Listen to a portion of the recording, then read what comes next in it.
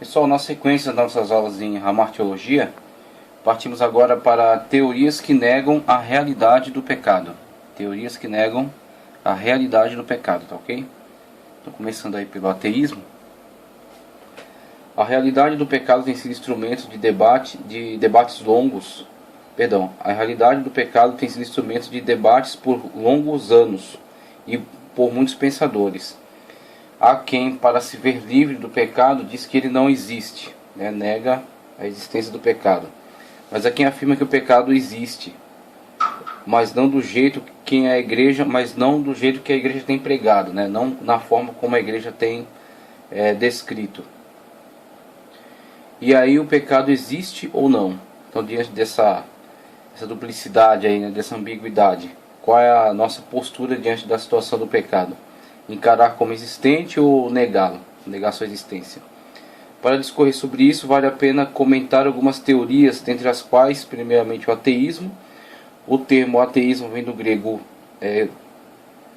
primeiro a, que é a negação, o que significa não, e theos. Então, a partícula negativa e theos, atheos, não Deus, negando ou sem Deus. Que significa Deus na palavra grega para theos e a partícula negativa, então a junção das duas, sem Deus. Aparece apenas uma vez no Novo Testamento em Efésios 2:12.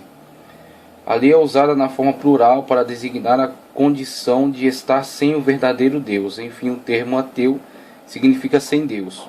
O ateu crê que o conceito de Deus é incompatível com a dúvida que permanece no homem.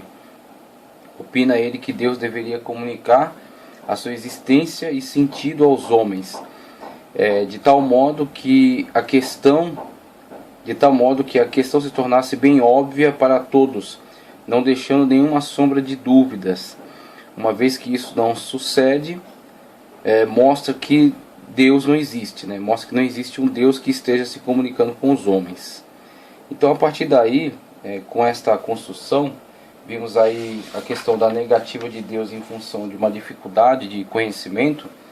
E, na verdade, analisando essa postura, nós podemos ver, por um lado, uma manifestação sincera em relação aos seus problemas, em relação às suas dificuldades, às suas limitações. Por outro lado, uma certa ingenuidade em não perceber que o homem sempre vai ter dúvidas acerca de Deus. O homem sempre vai ter questionamentos acerca da realidade, da totalidade da deidade. Por quê? Ele é de uma condição inferior em relação a este ser ao qual está tentando conhecer. Então, a sua capacidade cognitiva, a sua possibilidade de conhecimento não se estenderá, não cobrirá todas as possibilidades desse ser ao qual está se voltando. É o ser que para ele é o seu Deus, que é Deus, que é superior a ele, que é o seu Criador, que é aquele do qual ele busca a sua origem, ao qual ele necessita. Então, esse ser, por ser superior a ele, e exatamente por isso não é um seu igual, tá certo? Não é uma pessoa semelhante a si, o qual não seria Deus, mas simplesmente um outro ser humano, um semelhante. Por não ser um semelhante, é alguém que lhe é superior, e por ser superior, não é possível que se possa compreender tudo acerca dele. Então, a questão da dúvida, se ela é compreendida no sentido de demonstrar que este ser é superior a si, logo a dúvida é parte do conhecimento acerca de Deus. Então, de Deus temos algo que Ele nos revela, que fica claro para nós através da Escritura, através da vida, da realidade, através das manifestações de Deus na realidade.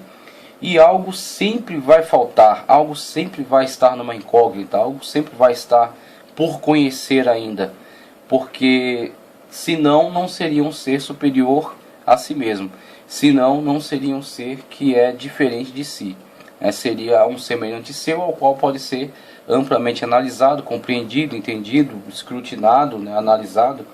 Então, logo essa questão da dúvida, ela integra também parte desse conhecimento. Então, parte é conhecido, parte não é conhecido, parte é entendido, parte é crido. Então, quando nos voltamos para tudo aquilo que Deus pode fazer, tudo aquilo que Deus é, dentro do seu próprio ser, sabemos que não conseguiremos entender tudo, sabemos que não conseguiremos conhecer tudo, não conseguiremos analisar tudo. E é exatamente isso que nos faz entender, é isso que nos faz ver que este ser de fato é superior, que esse ser de fato é maior do que nós, é maior do que nós possamos até compreender acerca dele. Então esta parte em dúvida faz parte também desse relacionamento com Deus. Agora, uma proposta apresentada pelo ateísmo em função dessa sua dificuldade é a visão extremamente materialista. Inclusive,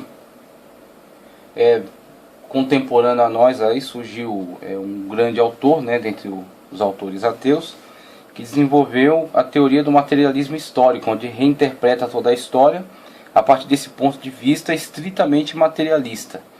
Inclusive, esse movimento cresceu, tornou-se uma grande influência política no mundo, constitui uma grande influência também, não só nessas regiões dominadas por partidos estritamente materialistas, cientificistas, ateus, mas também estendeu sua influência por outros campos, né, por outras sociedades, outras comunidades.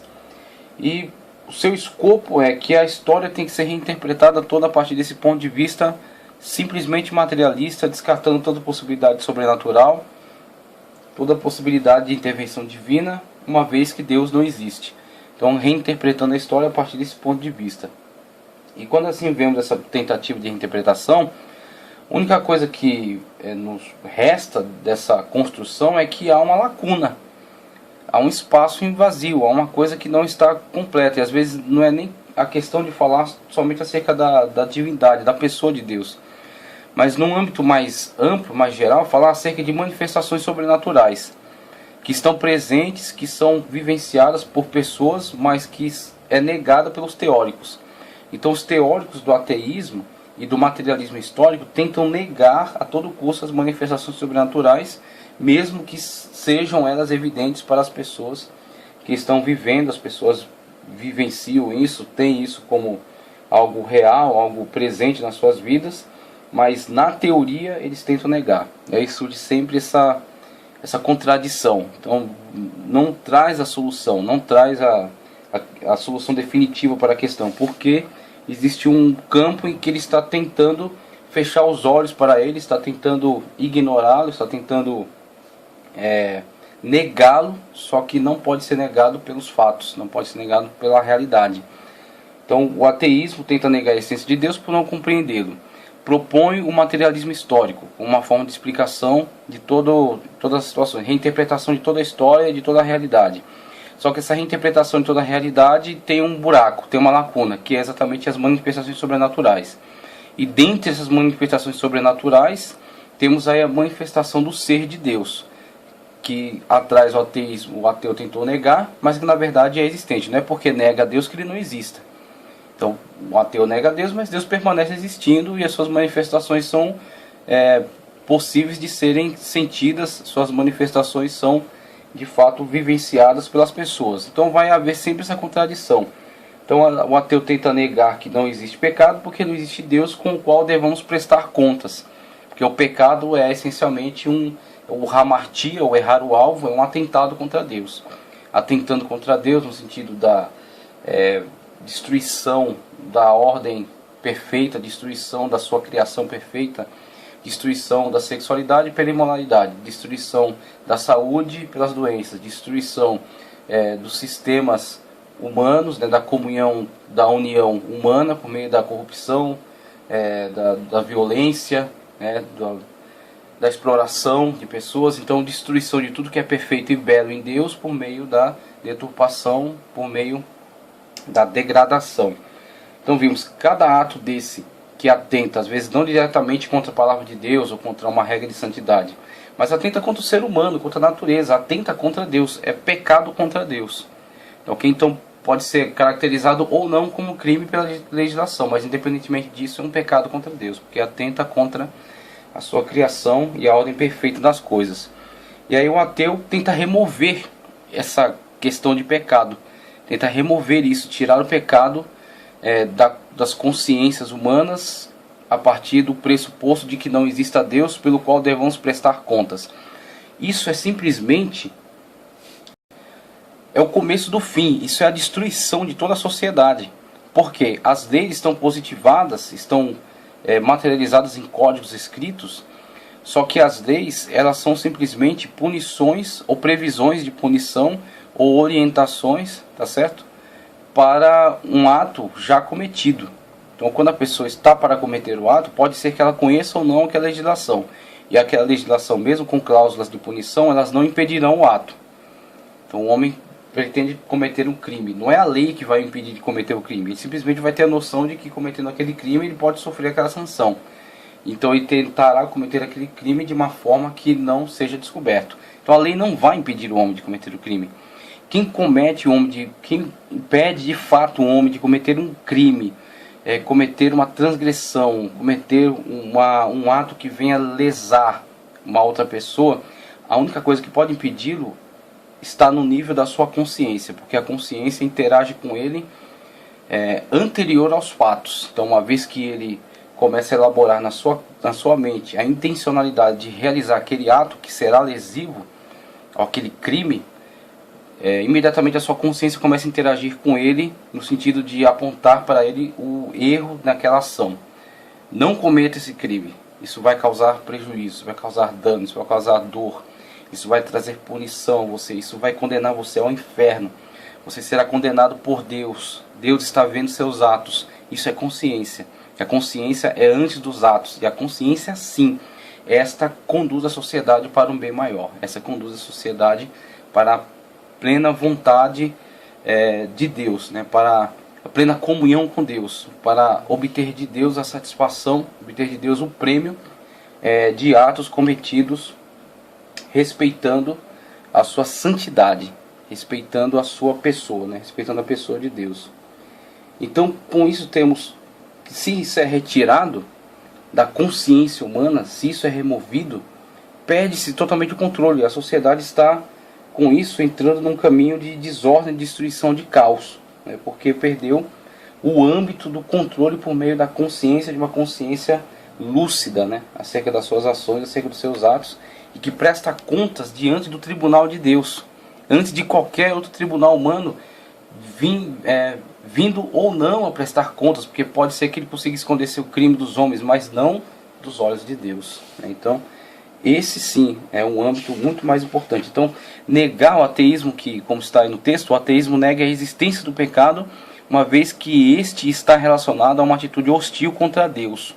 E essa ideologia nega mesmo a existência de Deus. Negar isso é negar algo que na verdade é existente, então é negar uma realidade, na verdade é estar em contradição com uma realidade, e é simplesmente tirar um freio, né, que estava controlando a sociedade e de fato estava possibilitando que o homem possa ser melhor, possibilitando que a sociedade possa ser melhor, possa funcionar de uma forma perfeita, porque é algo que está interagindo espiritualmente dentro dela.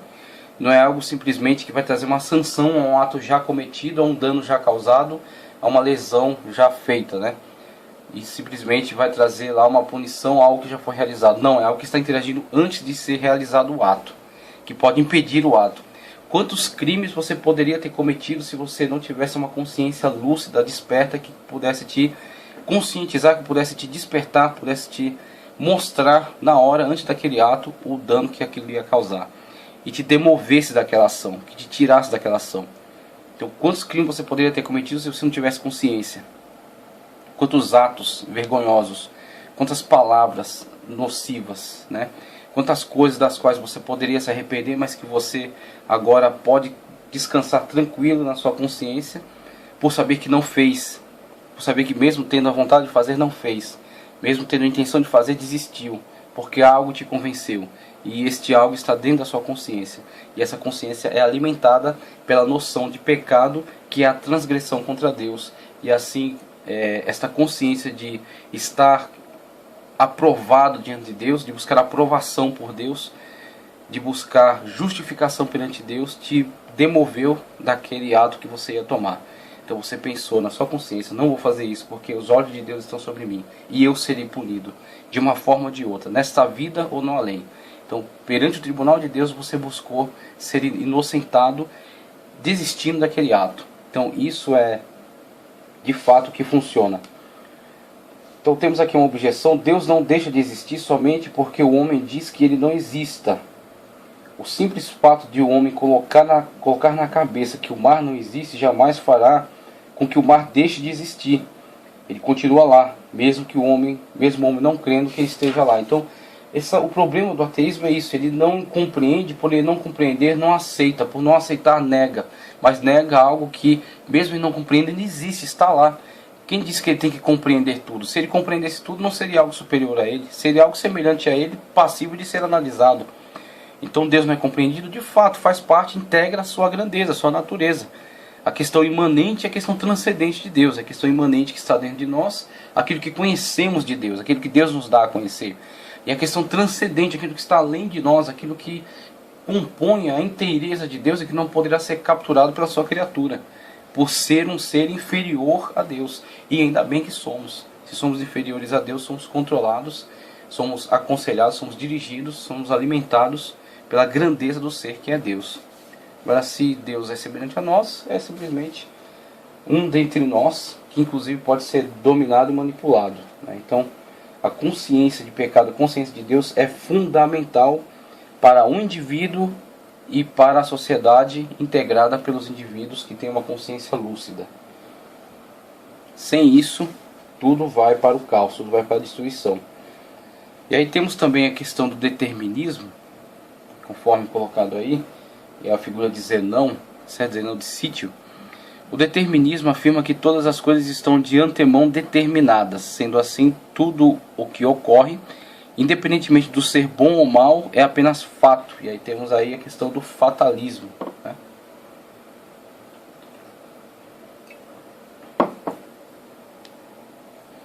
O determinismo é o nome da teoria que diz que tudo está determinado, ou seja, tudo que acontece, seja de bom ou de mal, já estava de antemão determinado a acontecer. Princípio filosófico. Os filósofos estoicos, conforme temos lá uma citação em Atos 17:18, pensavam que tudo, de forma absoluta, é determinado de antemão. Assim sendo, todos os acontecimentos ocorreriam por necessidade, porque o Logos divino se manifestava em tudo através de suas emanações. Todas as coisas ocorrem em ciclos, embora esses ciclos possam ser extremamente longos. Enfim, esse Logos divino, que se comporia de fogo puro, resolveria dar ponto final aos seus ciclos, o que fará tudo retornar ao seu estado primevo, ou seja, ao fogo, o que poria fim a todos os ciclos. Segundo esse sistema filosófico, o mal, o pecado, não existiria, visto que tudo seria apenas manifestações da razão divina, isto é, do Logos divino. Aquilo que chamamos de mal seria uma interpretação errônea da parte do homem acerca dos acontecimentos pré-determinados. Além dos pensamentos estoicos, surgiram outras teorias que muito cogitaram sobre esse tema. Os deterministas radicais afirmam que não somente os fenômenos naturais, como também as ações humanas, nesse caso as ações humanas são consideradas como fenômenos naturais, estão submetidas a um determinismo universal. Sendo assim, o pecado não pode existir porque as ações humanas estão determinadas. E se estão determinadas, ninguém é culpado pelos seus atos pecaminosos, visto que todos estão determinados a fazer o que fazem. E aí tem o determinismo. Por um lado, ele parece manifestar a postura de alguém muito racional, muito realista, que não se ilude, que não é otimista, né, diante das situações, porque ele olha para todas as situações como previamente determinadas. Então, se são previamente determinadas, o que chamamos de mal, na verdade, é uma falta de compreensão. O que chamamos de pecado é, na verdade, uma falta de entendimento com relação às situações da realidade. Então, aquilo que acontece, por exemplo, que pode ser encarado pelo homem como algo nocivo a si, algo prejudicial, na verdade é simplesmente um fato integrante de grandes ciclos que tem que se realizar porque já estavam de antemão determinados para isso. Então, quando um mal, como uma tragédia acontece, ela não pode ser, vamos dizer assim, reclamada, não pode ser, vamos colocar como que a pessoa se decepcionar diante de tragédias, se decepcionar diante de situações catastróficas. Por quê? Porque na verdade não estava prometido a ela, não estava determinado a ela qualquer tipo de vida feliz, tranquila e perfeita. Na verdade ela só pode observar os fatos e se conformar a eles. Então o fatalismo conduz